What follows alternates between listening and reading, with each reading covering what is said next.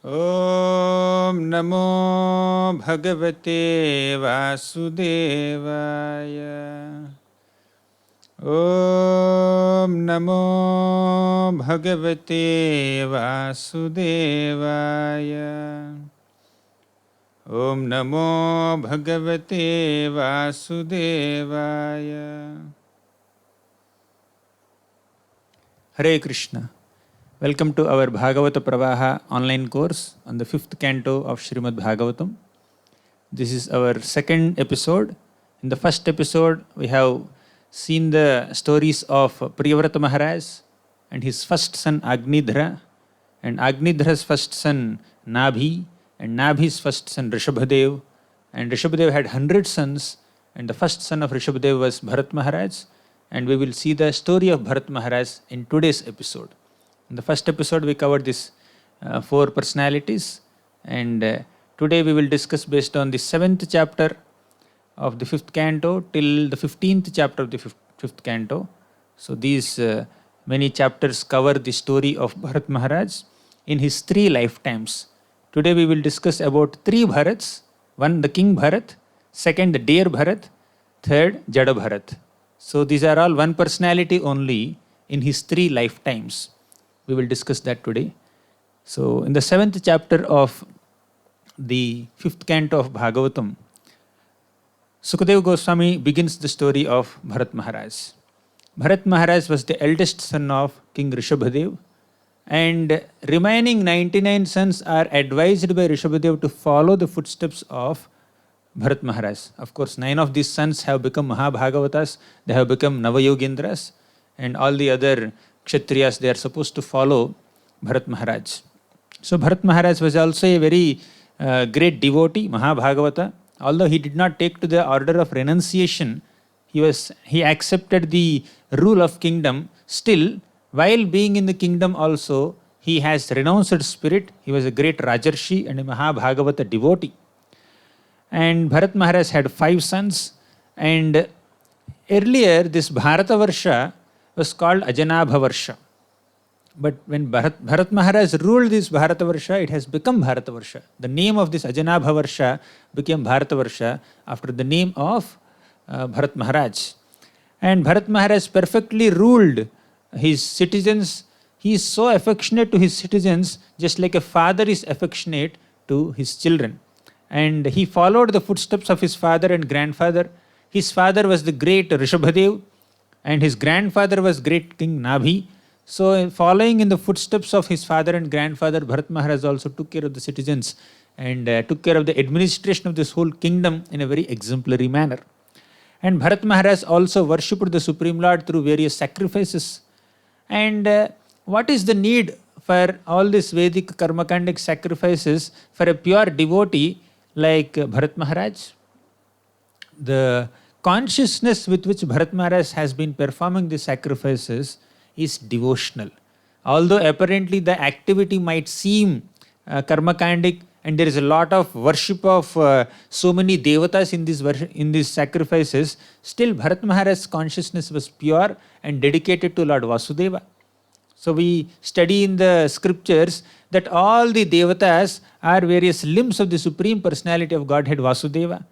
So when Bharat Maharaj was worshipping different devatas, different demigods in these sacrifices that he is conducting, he was actually meditating on various limbs of Lord Vasudeva. So although oblations are being offered to the demigods, the Bharat Maharaj's consciousness is Krishna consciousness. He was actually offering this sacrifices and oblations to the Supreme Lord directly. So that is his pure consciousness. So it is very important for great kings and Rajarshis to conduct such sacrifices for 2 reasons. Number 1, for the pleasure of the Supreme Lord. Number 2, for the prosperity of citizens. So Bharat Maharaj is very exemplary in his rule, and Bharat Maharaj also, by performing devotional service, he attained such purity of heart. And after ruling the Bharatavarsha for a long time, for thousands of years, Bharat Maharaj has retired one day. And although Bharat Maharaj was quite strong in his body, his health, and he was quite young. So in those days, people used to live for several thousands of years. So Bharat Maharaj retired, although he was quite young. He was so detached that he left behind all the kingdom and then sons and the whole royal entourage, his ministers, his soldiers, and all the facilities and wives, everyone he just left, just as if a person is so detached after leaving stool. So Bharat Maharaj was so detached, giving up all attachment for all this external paraphernalia. He entered Pulahashrama, a place to perform devotional service unto the Supreme Lord with full dedication. And he goes to Pulahashrama, and there he used to meditate on the Supreme Lord. And in that place, when Bharat Maharaj meditated, Lord Hari, out of his affection, was visible to his devotee. You can see in that picture, Bharat Maharaj is offering prayers to the Supreme Lord Hari. And also, at that place, Shaligram Silas also are found, because Gandaki river flows there. At Pulahashrama, Gandaki river is flowing, and Shaligram Shilas are also found there. And Bharat Maharaj worshipped the Supreme Lord in a very exemplary manner at Pulahashram. And Bharat Maharaj also attained symptoms of perfection. So he advanced through all the stages of bhakti, and he attained even bhava level. So the stage of bhava in this bhakti is an emotional state where a devotee starts feeling lot of emotions for the Supreme Lord. And Bharat Maharaj reached bhava stage, and out of his intense bhava and affection for the Lord, he was even shedding tears of joy, tears of ecstasy, and tears of love and affection for the Supreme Lord. But Bharat Maharaj thought that, oh, these tears are blocking me in performance of my sadhana. So he just condemned these tears of ecstasy, and then he continued various spiritual practices that he is doing. And he offers respectful obeisances unto the Supreme Lord, and he chants various mantras from the Vedic scriptures to please the Lord. So in this way, Bharat Maharaj is leading his retired life at Pulahashram. So that we complete the 7th chapter, and now we enter the 8th chapter. So Sukadeva Goswami describes in the beginning of the 8th chapter that Bharat Maharaj was once doing his chanting of mantras on the bank of Gandaki river, and suddenly he sees one thirsty deer. So this deer was actually pregnant, and the deer came to just drink some water in the river, and she became very frightened because she has heard the roar of a lion. And she was extremely frightened, and she leaped across the river. And because she was so fearful, and she was also pregnant deer, and also she was disconnected from her flock. There were so many other deer, and then they just left this deer, and this deer was left alone because of that great anxiety. Because the deer just leaped across the river, the deer just fell down dead there, and the deer also had a miscarriage, and the deer gave birth to a very young baby deer, and the deer left its body. Then Bharat Maharaj was doing his austerities, chanting his mantras, and he has seen this scene. So within moments, he saw that this deer had a miscarriage and death, and then the baby deer fell from the womb into the river. So Bharat Maharaj took compassion on this deer. He went and then picked up this baby deer, which is helpless, motherless, and because of the will of Providence, no one was there to take care of this deer. So Bharat Maharaj became so compassionate on this motherless deer, and he brought this deer to his ashram. So he allowed the deer to be in his ashram, and he was giving the deer grass and taking care of the deer in various ways. He was showing a lot of affection on this deer. So while doing whatever Bharat has done is very wonderful and very benevolent, very compassionate. Bharat Maharaj was, and then he was taking care of the deer in various ways. But the mistake that he has done is that Bharat Maharaj has forgotten his spiritual practices. Although he attained the stage of bhava, Bharat Maharaj has forgotten his to perform his spiritual practices. He was so distracted in his spiritual sadhana while taking care of this deer. So day by day, Bharat's attention on this deer was increasing. Bharat's attraction and affection towards this deer has been increasing a lot. And Bharat Maharaj had this misplaced compassion. Yes, to be compassionate on a helpless living entity is very noble, is very praiseworthy. But giving so much of time and attention towards that deer, towards an animal, at the cost of neglecting one's own spiritual sadhana was not appropriate on the part of Bharat Maharaj. So one should definitely show compassion on other living entities, but at the same time, one should prioritize one's own spiritual life also. So negligence of personal comforts and personal sadhana was the mistake done by Bharat Maharaj. And Bharat Maharaj was thinking about the deer. He was thinking that, you can see that picture where Bharat Maharaj had thoughts about the deer and the thoughts about himself also. He was thinking about the deer. The deer is helpless. The deer is forced by time. And the deer is alone. No one is there to take care of the deer. And the deer has taken my shelter. Actually, Bharat Maharaj has given shelter to the deer. But Bharat is thinking that the deer has taken my shelter. So sometimes it's a feeling in a person who likes to give protection that other people are dependent on oneself. Other people are dependent on him, and he is supposed to take care of them. And if he does not take care of them, they will die or they will be destroyed or they cannot survive, they cannot maintain themselves. So sometimes there is a sense of, there is a false sense of doership, or one may unconsciously or subtly feel that I am the protector, I am the master, I am the controller, I am the savior of people. But actually Krishna is the ultimate savior. Whatever we do to other people is only on behalf of Krishna as a humble instrument in the hands of the Supreme Lord. But sometimes we may think that we can protect others, we can save others. Bharat is thinking that this deer is totally dependent on me.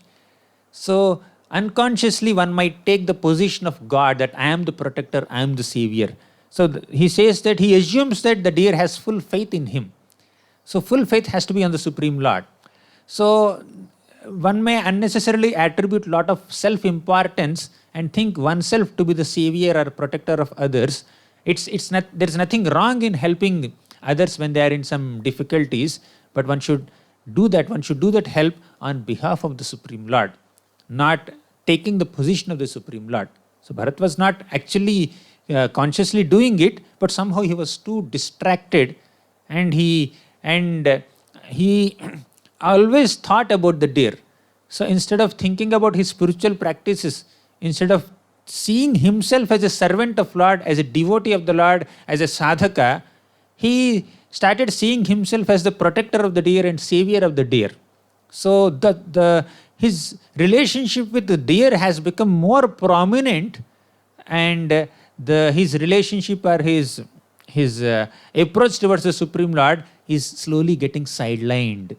So that is material attachment. He has given up his material attachments. He has given up his kingdom. He has given up his wives and children and soldiers and ministers and treasury and all the horses and elephants and the chariots and whatever royal paraphernalia is there. He has just given up so effortlessly.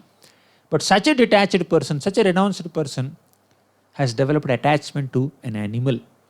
And he was thinking about himself. I am non-envious, I am selfless, I have to raise this deer, I have to protect this deer, I have to gratify this deer, I have to fondle this deer. How can I neglect this deer? It has taken shelter of me. Even if this baby deer is disturbing my spiritual life, still at the cost of compromising on my spiritual sadhana, I will protect this deer. So to this degree, Bharat Maharaj was distracted in his spiritual practices. And Bharat Maharaj would lay down with the deer, and he was walking with the deer, and then he bathes the deer, and he would eat with the deer. And then his heart was so bound with so much of love and affection for the deer. And always he was thinking about the deer. And then whenever he would go out in the forest to collect some ingredients like flowers and fruits and sticks, wood for his sacrifices and other spiritual sadhana, he would take the deer along with himself. and he would allow the deer to walk on some soft path, and he himself would walk on some rough path. So like that, he would compromise on his own personal comforts, even on an external plane also. And he has compromised a lot on his spiritual practices also to take care of the deer. And even while doing his sadhana and other rituals, Bharat Maharaj would just get up at intervals and then go and see the deer. What is the deer doing? Sometimes the deer would come and then contaminate the sacrificial ingredients by touching its mouth or doing something. And Bharat would just chastise the deer and then tell the deer to just get away from there, not out of anger but out of love. Lovingly he would chastise, and because of Bharat's apparent anger, the deer would just go and then sit in one corner, and Bharat would not focus on his sacrifice, focus on his spiritual sadhana. He would look at the deer. So the deer is looking so cute, so sweet.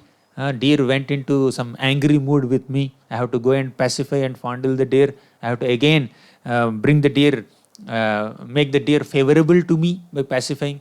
So like that, Bharat was constantly thinking about the deer. His Krishna consciousness is coming towards deer consciousness at one point. He was distracted during his rituals, and once the deer just left. The deer just left Bharat Maharaj's ashram, his hermitage, and Bharat became so agitated, so anxious, and he was lamenting in separation from the deer. So Bharat Maharaj had compassion for the deer. So the mistakes of Bharat Maharaj are mentioned in that one circle, you see. There is Bharat's mistakes. First was he was compassionate and he was forgetful of his own spiritual sadhana. Then he neglected all his spiritual practices. He developed a lot of affection, attraction for the deer, and because of this attraction to the deer, there is distraction in sadhana. And he was agitated, anxious, and he was lamenting in separation from the deer. So Prabhupada writes in his purports, very instructive purports, Prabhupada says that real compassion is uplifting other people's spiritual consciousness. And now the compassion that Bharat was showing on the deer, initially it was fine, it was all right, that it's helpless and then you can feed some grass and all that. But not knowing that I cannot invoke the spiritual consciousness of this deer at this stage, it's not worth that I spend a lot of time with the deer. So Bharat Maharaj should have been little more alert towards his own spiritual life, knowing that Bharat Maharaj would not be able to, it's not possible to bring the deer to spiritual consciousness in such an animal body at this stage. So yes, there are exalted personalities. Lord Chaitanya Mahaprabhu induced even deer and tigers and elephants also to chant Hare Krishna. But it is not possible for everybody. So Bharat Maharaj compromised on his own spiritual practices. And we can induce other people in spiritual consciousness and in Krishna consciousness to the degree we ourselves are equipped with that Krishna consciousness. If we can chant the holy names of Krishna nicely, we can help others also to chant better. If we ourselves read the scriptures nicely, then we can help others also to study scriptures nicely. And if we ourselves are absorbed in our sadhana and spiritual life, then we can help others. Now here, Bharat Maharaj was helping the deer in material facilities, and he himself was distracted in his spiritual practices. He was compromising his spiritual life for the material life of the deer. It's not that Bharat Maharaj was trying to instill some spiritual consciousness in the deer, and it is not possible also because the deer is, after all, an animal. So we need to be compassionate on animals also, no doubt about that, but not at the cost of compromising one's spiritual practices. So Bharat Maharaj developed a spirit of renunciation when he left his kingdom. But after renunciation, he is again getting into attachment, material attachments in the form of this deer. Maya can attack us at any point. Bharat Maharaj was so pure in his consciousness that he did not have any lust or greed or pride or anger or envy. But Bharat Maharaj had compassion. So Maya was expert enough to pull down Bharat Maharaj's consciousness through his spirit of compassion. So Bharat Maharaj was distracted from his spiritual practices because of his compassion, not out of lust or anger or envy, etc. He was distracted out of compassion. So the illusory energy of the Lord Maya can distract one from spiritual practices in any form. We need to be very alert. Even very exalted personalities like Bharat Maharaj who reached bhava stage also could be distracted in spiritual practices. So what to speak of struggling sadhakas who are barely maintaining to be awake, who are barely trying to be awake while chanting the holy names of the Lord. So one needs to be very alert. Bharat Maharaj's story is very instructive and teaching us alertness in our practice. And Bharat Maharaj was lamenting in separation from the deer. Bharat was saying that I am negligent, that's why the deer left. And shall I see the deer again? So will the deer be protected by the Supreme Lord? So maybe the deer is eaten by ferocious animals. In the forest, so many animals are there. So many ferocious animals are there. So many simple animals are there. So jivasya jivanam will happen. So ahastani sahastanam apadani chatushpadam falguni tatra mahatam jivasya jivanam. One living entity is dependent on another living entity for its survival. Just like human beings are supposed to be dependent on, say, plants, vegetables for their survival, ferocious animals are dependent on some weaker animals. So falguni tatra mahatam, stronger people, stronger living entities depend on weaker living entities for their food and survival. So it's the general system in this universe created by the laws of nature, ultimately under the superintendence of the Lord. And there are so many deer in the forest, but Bharat Maharaj was concerned about this one particular deer. So the compassion is directed towards one person. So that is like spirit of attachment. After taking to renunciation. So the deer just left Bharat Maharaj. Sometimes we may be attached to people and we may just think about them a lot. We may invest so much of time and energy and consciousness and love and affection in certain relationship. But the other people whom we love so much may not have the ability or intention to reciprocate with our love. So we may be so attached to them, but they may not be having the capability or even intention to reciprocate with our love. So, for example, here Bharat Maharaj was so attached to the deer, but the deer just left the ashram of Bharat Maharaj, and it's an ignorant deer, it just wandered into the forest. And Ajamil was so attached to this baby boy, Narayana. So Ajamil was on the deathbed. 3 Yamadutas came to take Ajamil to Yamalok. And Ajamil was crying out. He was calling out the name of his son, Narayana, Narayana, Narayana. But the son is not coming. Because he is after all an ignorant small child. He does not even understand that his father is on deathbed and he is about to leave this world and he will die. But the child did not have that understanding. So Ajamil was so attached to the child, but the child did not have the ability to reciprocate because of childish ignorance. And here this deer also did not have the ability to reciprocate. Okay, you may say that he is an ignorant animal and he is an ignorant child, so they may not be able to reciprocate. But even grown-up people also sometimes may not have the intention. Now these two people, deer and the child, did not have the ability to reciprocate. But we have other examples where people who are loved by others do not have the intention to reciprocate also. Now, for example, in the 9th canto of Bhagavatam, there is a king named Pururava. He was so attached to a heavenly damsel named Urvasi. So they married and they stayed together for a long time. But because of certain misunderstanding, it's a long story, because of certain misunderstanding, Urvasi just left Pururava. With detachment, she did not have so much of attachment or love or affection for Pururava at that stage. She just went to the upper planets. But Pururava was so obsessed, so infatuated and so attached to Urvasi that he became like a madman only.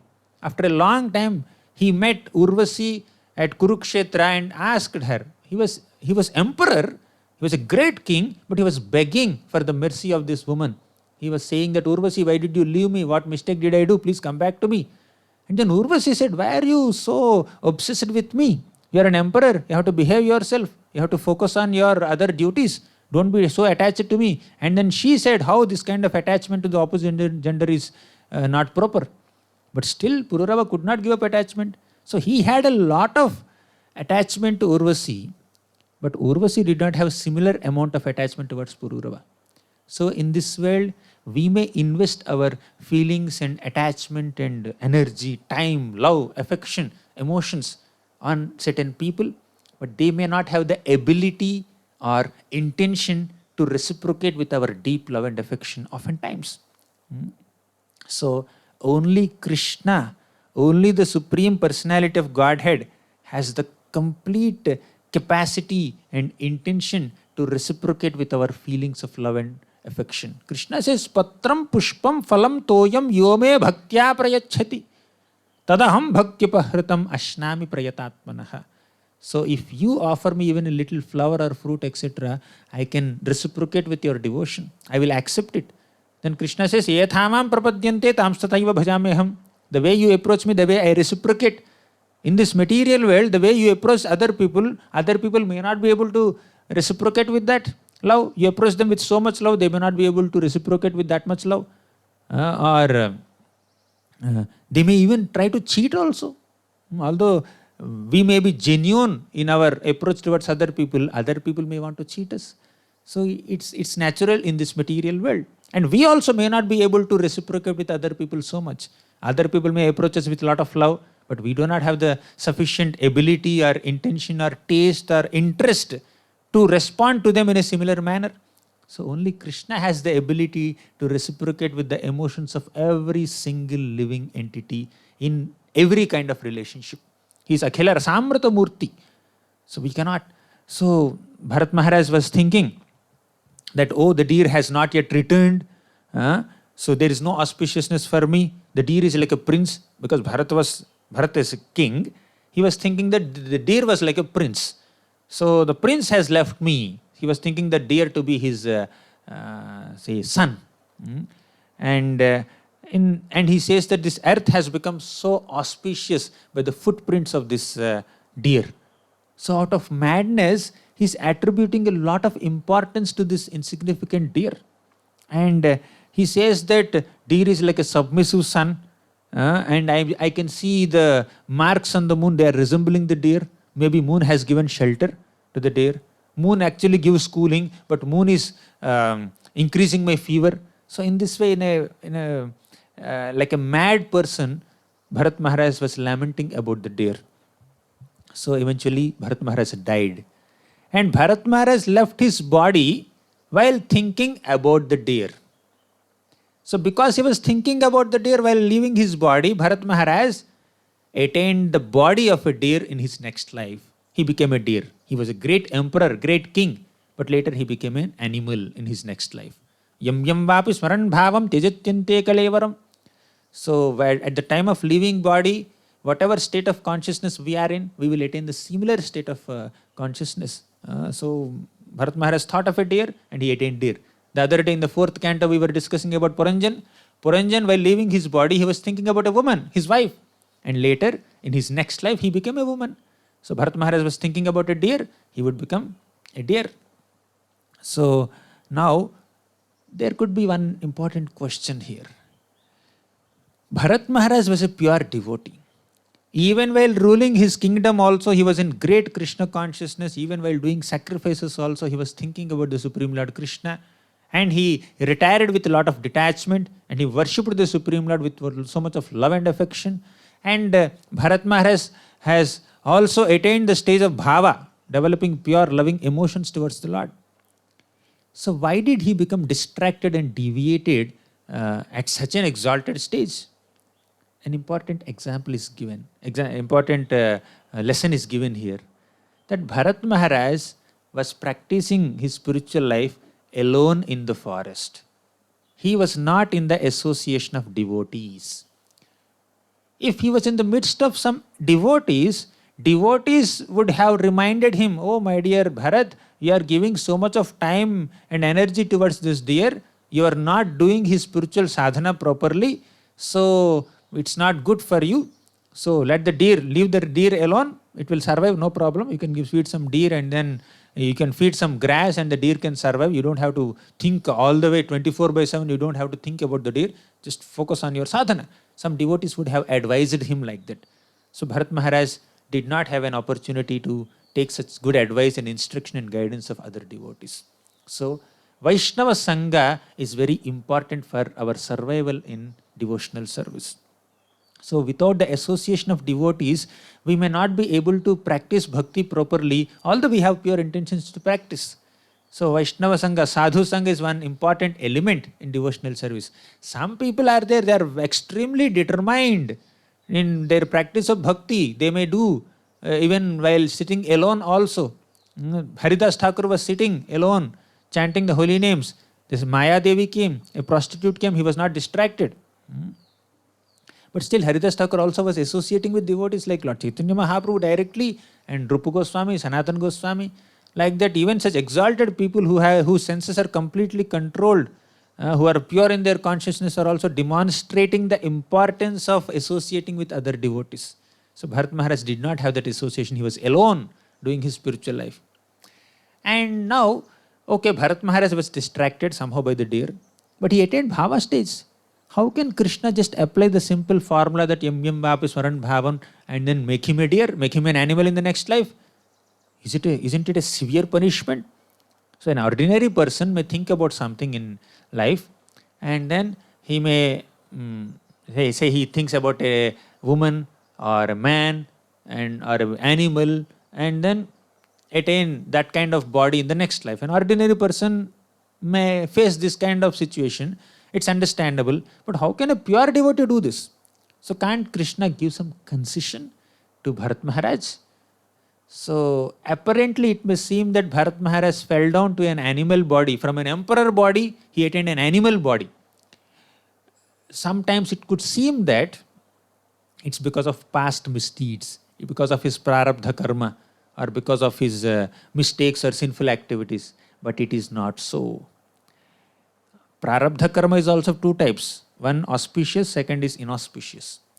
So because of inauspicious prarabdha karma, because of the effects of one's sinful activities or previous misdeeds, one could face certain reactions, that is inauspicious prarabdha karma. One could degrade into animal life. But there is auspicious prarabdha karma in which the Supreme Lord personally intervenes in the life of a devotee. Here Bharat Maharaj was given a deer body in his next life, so that Bharat Maharaj can intensify his longing for devotional service. So Bharat Maharaj, yes, he did a mistake of getting distracted in his practices and he became overly attached to a deer because of his willful neglect of his sadhana, because of undue attachment to an animal. He became an animal. But becoming an animal was very severe punishment for Bharat Maharaj, for his distraction. Some feedback would have been sufficient, one may think like that. But Krishna gave such a severe punishment to Bharat Maharaj of entering an animal body, so that Bharat Maharaj would be more focused, more attentive in his sadhana, and he would intensify his Krishna consciousness more. So when Bharat Maharaj became deer, when King Bharat became deer Bharat, then Bharat Maharaj, deer Bharat, became so focused in his sadhana. How can a deer do sadhana? Bharat Maharaj was given an animal body, but Bharat Maharaj was not given animal consciousness. Bharat Maharaj, in the body of a deer, this deer Bharat, had complete remembrance of his previous life. In the past life, I used to be king, I used to be devotee, I used to be great worshipper of the Supreme Lord, and I became an animal now because of attachment to an animal. So deer Bharat remembered all this. So deer Bharat just lamented that he has entered an animal body and he became detached from his mother, and then he went to Palahashram again, and now he associated with the sages there, and he was extremely careful. He was constantly thinking of the super soul within his heart, and Bharat Maharaj was always absorbed in the remembrance of the Supreme Lord, and he did not associate, he gave up all bad association.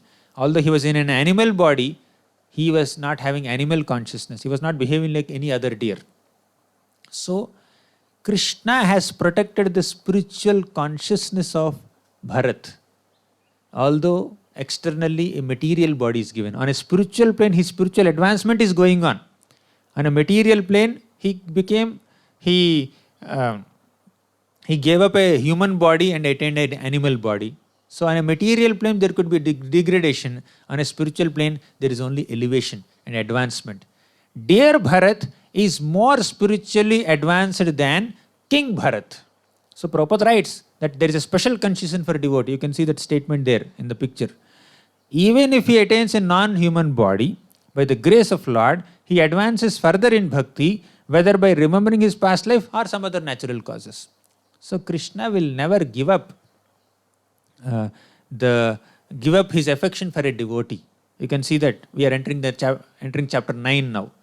So King Bharat became Dear Bharat.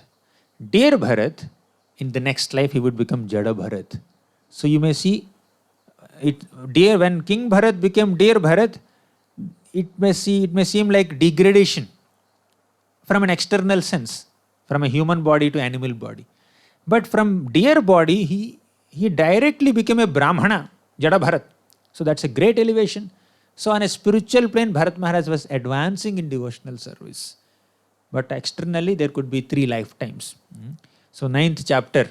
In the 9th chapter, we see that this dear Bharat gave up his life. So deer died one day and then and he took birth in the family of Brahmanas, who are coming in the lineage of Angira. So Bharat Maharaj, now he became Jada Bharat as the son of a Brahmana who already had 9 sons from his first wife and 1 daughter from his second wife. Bharat Maharaj, Jada Bharat was born as this Brahmana's son through his second wife. And internally, Bharat was totally absorbed in remembrance of Krishna, and he remembered his past 2 lives as King Bharat and Veer Bharat. Jada Bharat remembered his past 2 lives as King Bharat and Dear Bharat. And externally, Bharat was behaving like a madman to avoid all bad association. He was fearful of fall down. Earlier, I was very inattentive in my practice. Now I have to be extremely attentive. He was thinking like that. The father of Jada Bharat, this Brahmana, was so attached to Jada Bharat, he was trying to train Jada Bharat in Brahmanical principles, rules of Brahmacharya. But Jada Bharat would constantly disappoint his father. He would not even learn Achaman also. Achaman is not a very big science that even children also can learn what is Achaman. But he could not even learn that. He could not chant Gayatri properly, and he could not even dress himself properly. He cannot even evacuate in a proper manner. He would not bathe properly, and it's like he was behaving like a dumb and dull and mad person, although he was an elevated Mahabhagavata from within. Basically, Jada Bharat was extremely careful that I should not be distracted in my bhakti anymore. I should not give in to any material emotions. Definitely the father was showing a lot of affection towards Jada Bharat. It is his fatherly affection.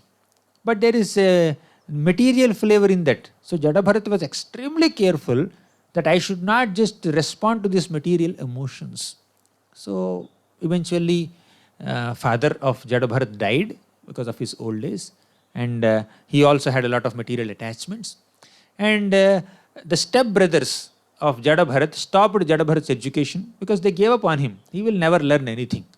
So actually Jada Bharat was not, it's not necessary for him to learn all these things, all the Brahmanical Vedic rites. So Jada Bharat was exalted devotee, he already had love for Krishna.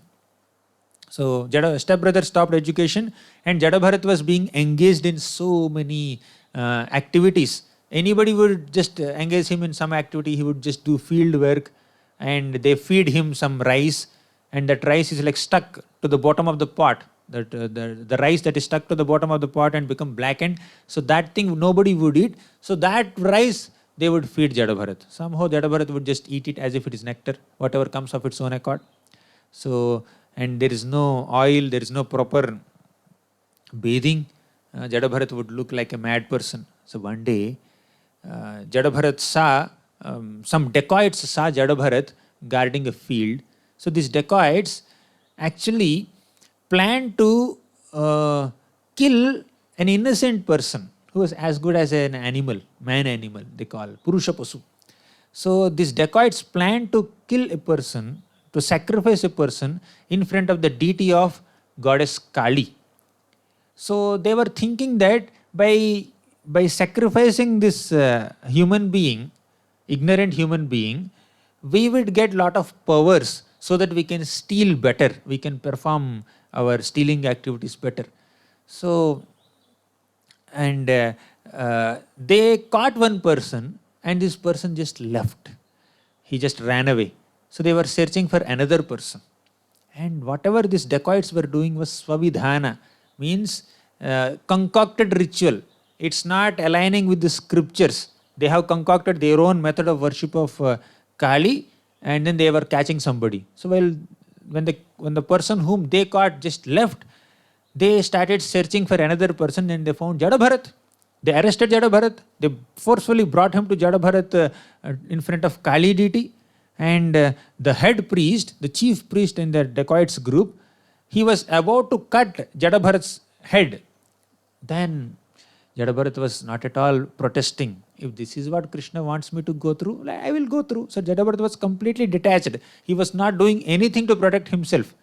So as the head priest lifted his sword to kill Jadabharat, then the deity of goddess Kali broke open, and goddess Kali actually came out of the deity and chopped off all the heads of all these dacoits, and she took the blood of these dacoits and gave that blood to all her companions there, all the pishachis and all the other ghostly beings. They started drinking their blood.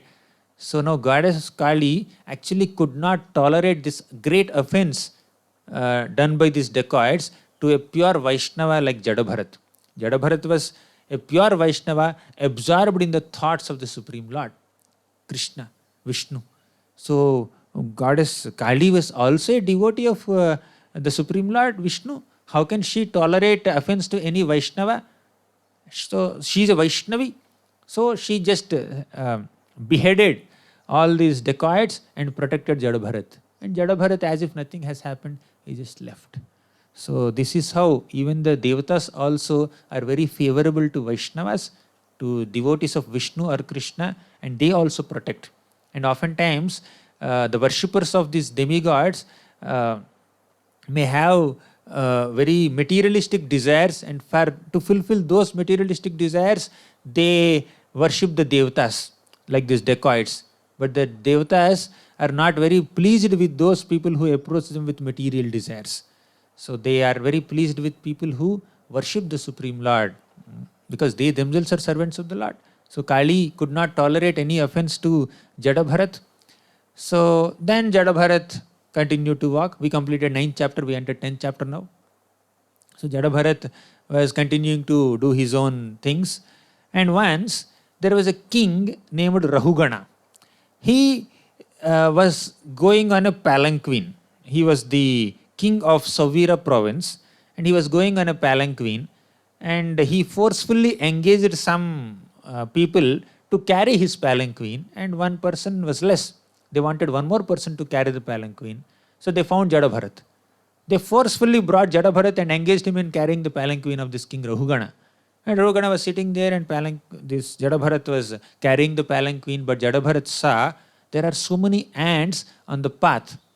So Jadabharat did not want to step on these ants.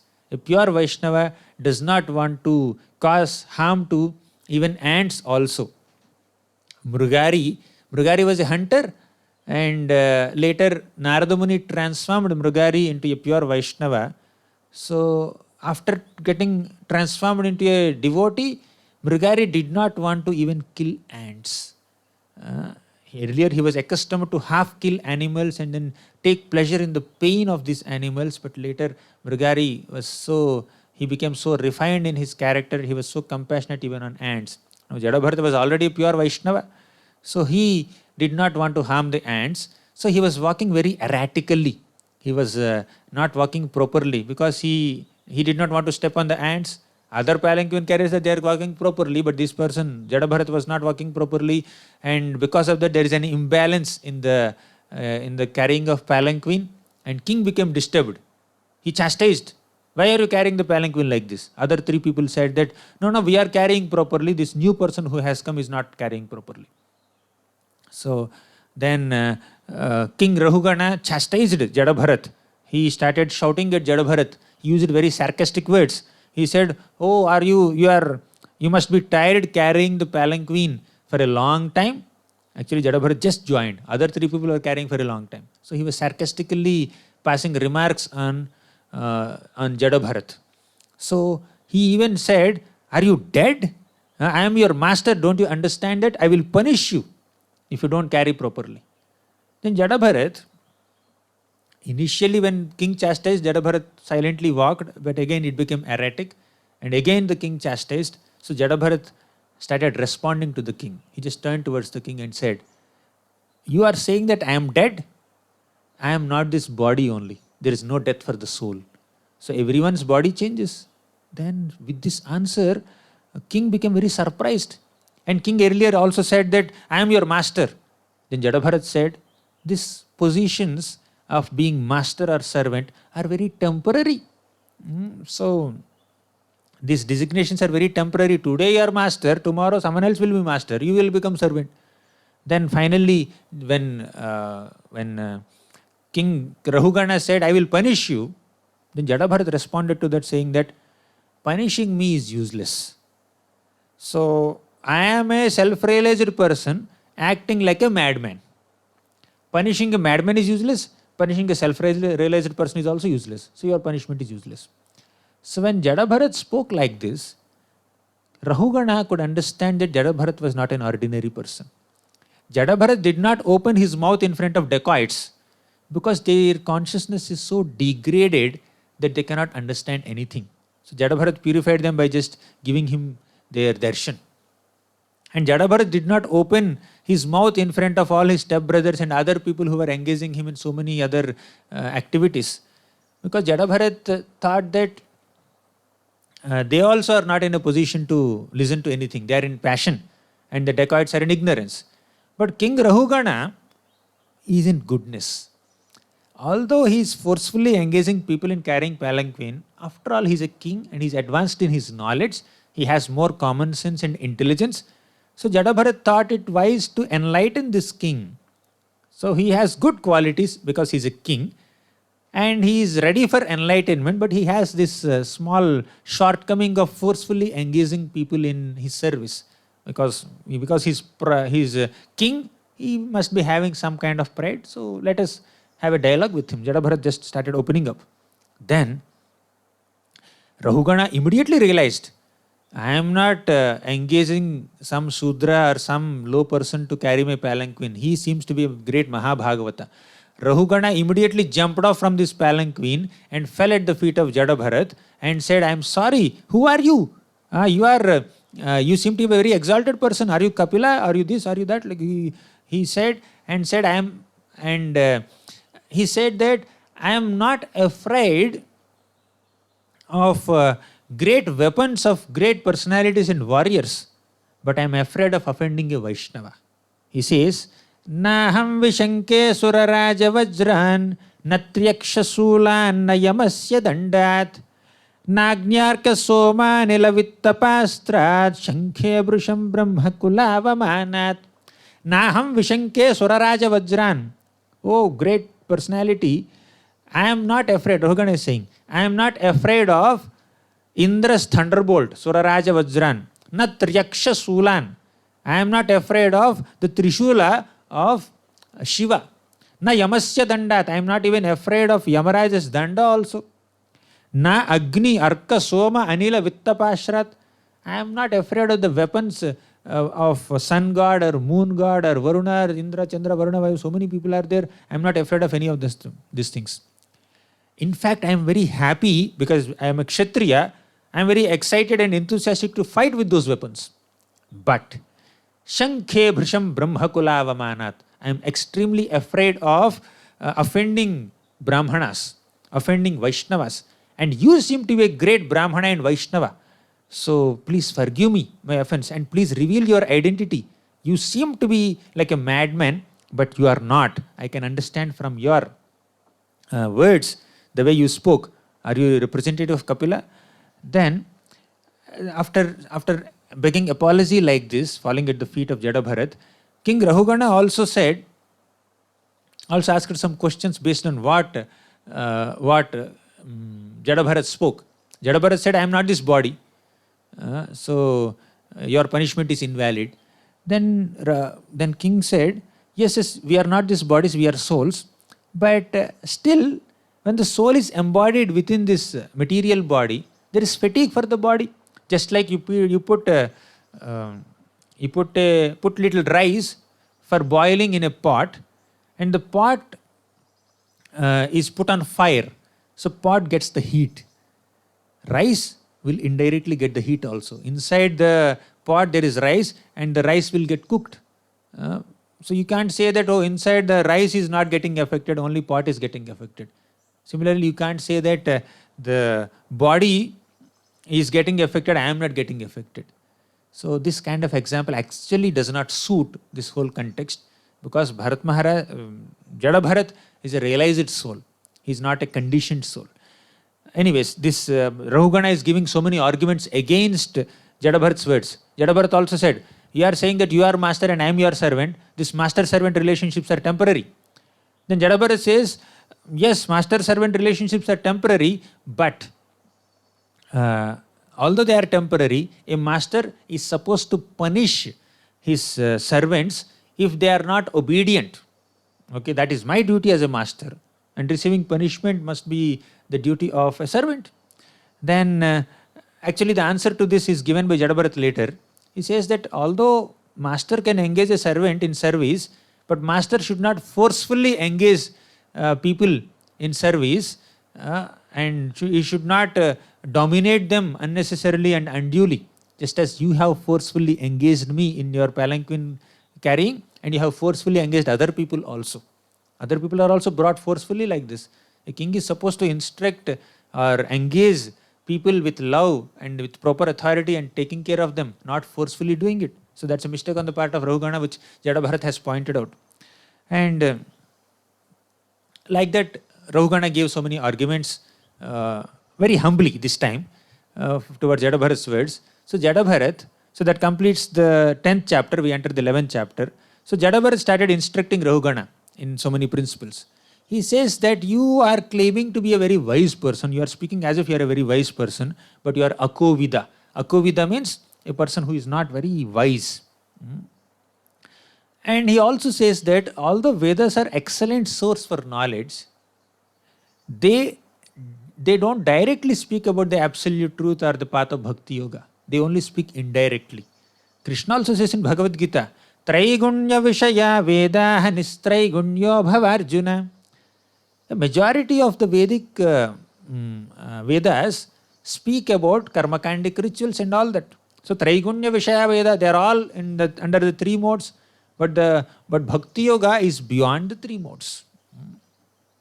And he also speaks about the nature of mind. Mind which is contaminated by three modes will engage. Because of the mind contaminated by three modes, a person is engaged in so many material activities, pious activities and impious activities. So mind attached to these material modes of sattva, rajas, tamo gunas, that will create bondage. If the mind is detached from these material modes, it will lead to liberation. So one has to control the mind and focus on spiritual practices. And he also speaks a lot about the functions of mind. And he also says that for a liberated jiva, he has the right understanding of the functionings and transformations of the mind, and he will protect and safeguard himself from the distractions of the mind. And we also have seen a great analysis of this mind in Rishabhadeva's episode. And he also describes the characteristics of the Supreme Lord. And as long as we do not understand the glorious Supreme Lord who is all-pervading Vasudeva, we will have to continue in this cycle of birth and death. We will have to transmigrate from one body to another body. And how to conquer this mind and focus on Bhakti Yoga? We have to neglect the demands of the mind. When the mind is demanding for some sense enjoyment or sense gratificatory object, we have to neglect that mind and we should focus it on bhakti and service to Guru. In this way we can advance in bhakti yoga. So that completes 11th chapter, and in the 12th chapter Jada Bharat further instructs Rahugana.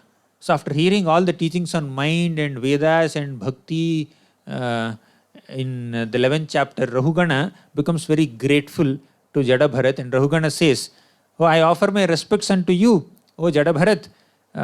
So you are disguised as a Dvijabandhu. You don't seem to be like a qualified Brahmana. You seem to be a dull person, but still you are a very exalted person. I can understand from your teachings." He says that sometimes exalted souls, self-realized devotees wander in various unassuming forms. Externally we think that they are mad people, but internally they are great devotees who have great knowledge to enlighten common people. So he says, "Namo namah karana vigrahaya swarupa tuchhi krita vigrahaya namo vadhuta dvijabandhulinga nigodha nityanubhavaya tubhyam." Our Rahugana says that Namo namaha karana vigrahaya Swarupa tuchhikrita vigrahaya. Your real identity as a self-realized person is covered by your external demeanor as a dull or mad or dumb person. Namo avadhuta dvijabandhulinga. You externally present yourself as a Dvijabandhu or Brahmabandhu. Means a person who is born in Brahmana dynasty but is not qualified like a Brahmana. So, and he says that I am deceased by material conceptions, but your words are like medicine that cure my disease. He says like this. So please explain further the spiritual science or Adhyatmika yoga. Then Jada Bharat says, you have forcefully engaged all these people in carrying palanquin. And Jada Bharat also further elaborates on the illusory nature of the conventional world. So the jivas arise from earth, they disappear into earth. Basically, the jiva's bodies arise from earth and disappear into earth. But earth is also temporary, because earth also manifests temporarily from Mahavishnu's body, and again the earth element goes inside. So like that he described the whole functionings of the material elements under the superintendence of the Supreme Lord's energies. And he finally said how to realize that Supreme Lord Vasudeva. These are little technical teachings also. So we need a lot of time to elaborate on them. I'm just giving an overview. In the 12th shloka of this chapter, he says how to attain the mercy of Lord Vasudeva.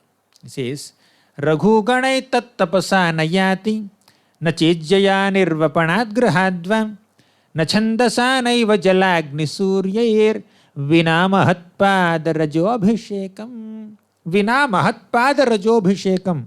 Oh Rahugana, please understand that you cannot realize the Supreme Lord Vasudeva by your external qualifications like Vedic study or good qualities, Ijjaya by different worships, by Chandasa, by chanting Vedic mantras, etc.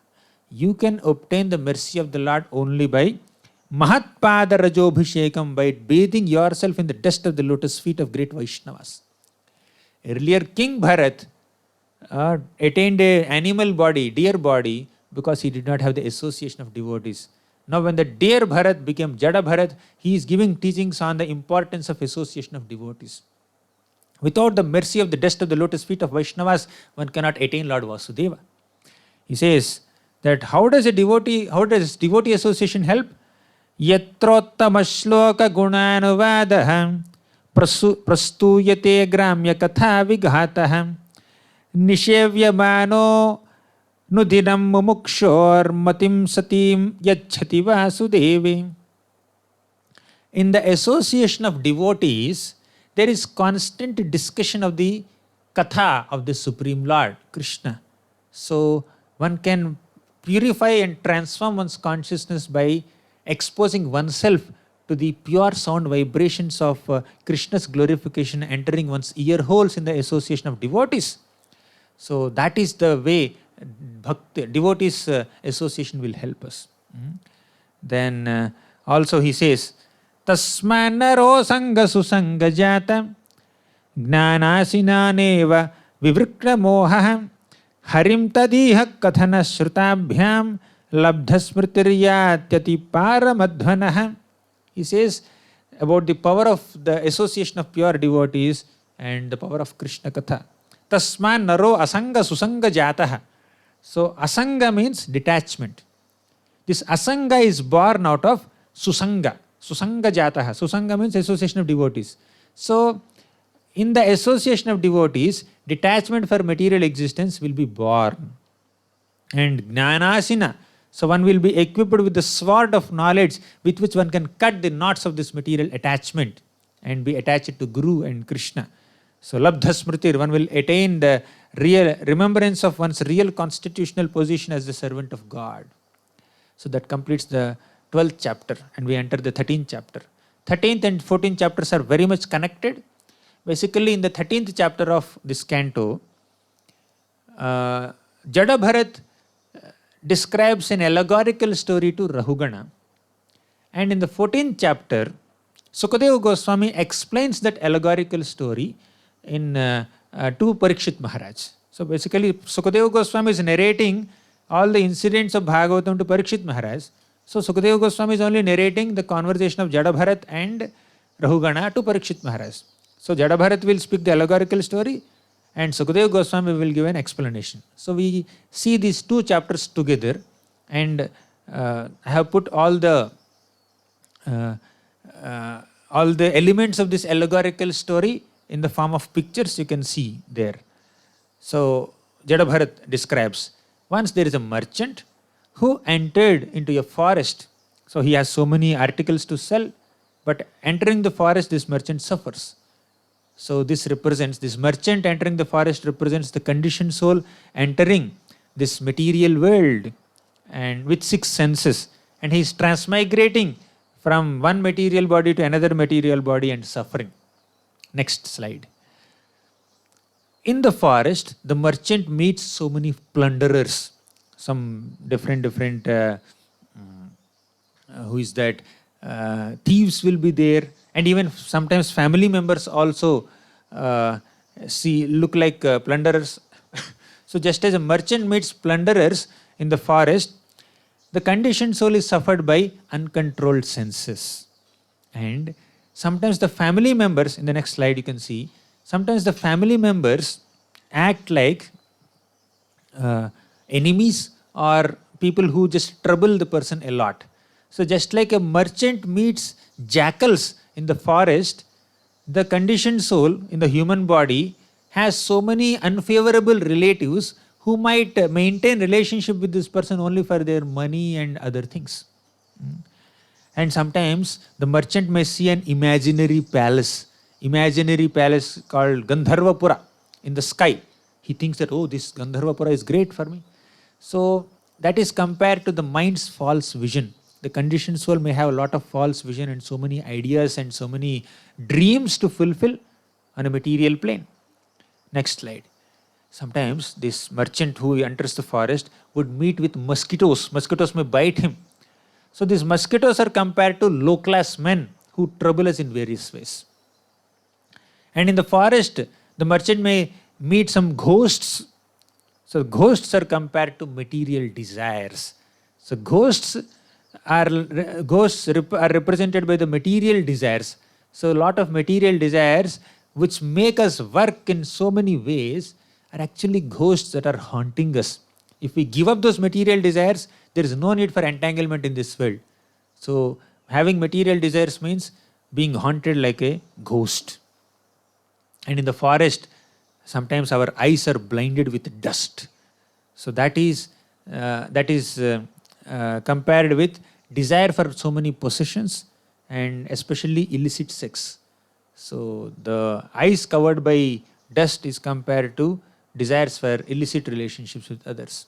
And in the forest, there are so many owls and crickets that make a lot of sound. The sound is quite horrible to hear. And these sounds of owls and crickets are compared to enemies. and the government officials who might plunder the wealth, who might take the wealth, who might extract the wealth in taxes, materialistic government. And there are some impious trees in the forest. Trees are also pious or impious. Some trees that give flowers and fruits and shadow, other things, they are considered very pious. But there are some trees who cannot give any flowers or fruits or cause any benefit to the human society, but they are poisonous, or they have a lot of thorns that harm the people. So that kind of fruits are compared to, that kind of trees are compared to wealthy men. So wealthy men are, who, if they are not charitable, they are compared to impious trees. Wealthy men have a lot of wealth, but they do not uh, give charity to anybody. Sometimes in the forest, we see mirages. Mirage means it looks like a beautiful water reservoir, but there is no water there. It's mirage. That mirage is compared to sense gratification. So the material world promises a lot of gratification or enjoyment in here, but there is no enjoyment. That's only mirage. So mirage means you see that there is water, but there is no water there. Similarly, you in the material world also you find a lot of enjoyment. You feel that there will be an enjoyment here. There is no enjoyment there. And in the forest, we also see some shallow rivers. The shallow rivers are compared to pseudo gurus. So shallow river does not have depth. You see that a water body is flowing. You feel like swimming. You jump into that water body, and because there is not much depth, there is only stone below the water surface, which is hardly like half meter or 1 meter deep, and we may break our bones. We may break our head. We think that there is a lot of water in this water body, in this river, but it's a shallow river. Similarly, in this material world also, the shallow rivers are represented by pseudo gurus. We think that this guru can give us a lot of knowledge, spiritual knowledge, and lead us on the path of liberation and take us to the lotus feet of the Lord. But the pseudo gurus may extract a lot of money from us and give some concocted mantras, or may deviate our attention towards some materialistic objectives, or they may create some illusion. They may not guide us on the bona fide spiritual path. They are pseudo gurus. Next, sometimes in the forest there is forest fire. You see a lot of fire in the forest that is burning the entire forest. That forest fire is compared to materialistic household life or family life. In the family life, there are so many troubles and so many problems. If Krishna is not in the center, then one is totally absorbed in sense gratification and other egoistic clashes and financial issues and some cheating issues and conflicts between brothers and sisters and wife and husband. This whole affairs in the family household life is compared to forest fire in the Bhagavatam. And sometimes some yakshas or rakshasas will come. So they are compared to government officials who might ask for bribes and then extract money from honest citizens. And sometimes one may see some Gandharva city and find some relief in that Gandharva city in the forest. So that Gandharva city is compared to the dreamy happiness. So sometimes one may lose one's near and dear one's relatives, father or grandfather die. And we may think that, oh, this grandfather died and he will reappear as my child in the next generation. And when the child is born, the person will think that, oh, this is my grandfather, this is my grandmother. And you may name also after the name of grandfather or grandmother. So we are not sure exactly whether the grandfather is born again in the dynasty or not. But the person may think that, oh, this is my grandfather only, and he will feel a lot of emotional satisfaction there, illusory satisfaction there. Next, sometimes in the forest we may have to cross some hills and climb some hills. All the household ceremonies that require a lot of money and celebration and manpower and resources. So, and in arranging all these things, one may become very frustrated and become angry on family members. So, all these special occasions or events that require a lot of time and energy and money, they are compared to climbing of hill. Once you do a household ceremony, it's as good as trekking a big mountain, which has so much of variegatedness. And sometimes in the forest, you may see pythons. That pythons are compared to sleep. So pythons just sit at one place and then they seem to be very lazy. So sleep is compared to python. And sometimes snakes bite also. So that is compared to enemies attacking us. Sometimes we may see a dark well, we may just fall in a dark well without knowing. So that is compared to the troubles of heart. And sometimes we may find some beehive and then we try to take that honey from that beehive. And when we are trying to steal honey from the beehive, then all the honeybees will come and attack us in the forest. So basically the whole material existence or materialistic life is compared to being in a dangerous forest here. So all these analogies are like that. In the forest, we may find a beehive and try to take the honey from the beehive. So that is compared to illicit sex in the materialistic life. So if somebody tries to enjoy with another person's partner and having some illicit extramarital relationships, then that is compared to stealing honey from the beehive. So when somebody does like that illicit sex, then kings may punish. Or not only illicit sex, trying to enjoy others' property is also compared to this searching for honey and then stealing that honey from beehive. And there are miseries of material existence. The nature will provide a lot of difficulties. Sometimes there is a lot of rain. Sometimes there is a lot of sunshine. A lot of heat because of summer. A lot of cold, chilling winter. So these are all the threefold material miseries. And sometimes we may have to beg, borrow, and steal for our maintenance. And when we are begging money, begging charity from others, we will receive some insults and disrespect. And there are so many difficulties and diverses that happen. And also in this materialistic life, one may meet so many new people and one may be departed, one may be separated from so many old people. So our elder people and ancestors and the previous generation will leave us and the new generation will come. So like that we think that these newer relationships are better relationships, or we may find pleasure or emotional satisfaction in the newer relationships, but not realizing that ultimately all these material relationships based on the body are temporary. And even great warriors also fail because of the conception of I and mine. And there are some creepers in the forest. They are compared to wife. So one's wife in a material relationship, the wife may seem like a very soft creeper. And there are lions in the forest. That lions are compared to time. There are cranes and vultures. They are compared to bogus gurus who misdirect us on the path of spiritual life.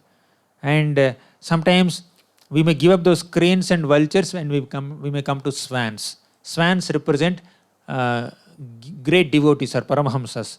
So we may give up pseudo gurus and we may come to bona fide gurus. But in that association of bona fide gurus, we may not be able to practice bhakti for a long time. We may fall down from their association also. And then we come to monkeys. So the monkeys are the Shudras. So we fall down from sometimes the materialistic living entity, in spite of getting devotee association also, he may deviate from that association and associate with monkeys for sense gratification. The monkeys are representing some Shudras who are addicted to sense enjoyment. And one may fall in a cave and crushed by an elephant. So that is compared to transmigration. Like a monkey jumps from one branch to another branch. Similarly, the conditioned soul jumps from one material body to another material body. Like that. And this miserable life can be ended by practicing Bhakti Yoga, by worshipping the Supreme Lord. So in this way, Jadabharat has given elaborate teachings on the material life to Rahugana. And finally, Rahugana expresses his gratitude to Jadabharat. He says in the 21st shloka, Aho janma khila janma shobhanam kim janma bhistvar aparair api amushimin. So basically in this shloka, our Rahugana says, of all the human being, of all the species, human life is the best form of life. So if one does not utilize that human form of life by associating with devotees, one will miss a great opportunity. So by such brief association with Jada Bharat, Rahugana was so enlightened in his consciousness, and he expresses his gratitude through this 23rd shloka. He says, Namo mahadbhyostu namah shishubhyo, namo yavabhyo nama avatubhyah, ye brahmana gamavadhuta linga charanti tebhyah shivamastu ragnam. He says, I offer my respects and gratitude to such great personalities who are wandering in this material world in the forms of these dumb people or dull people, etc. So we are very grateful to them.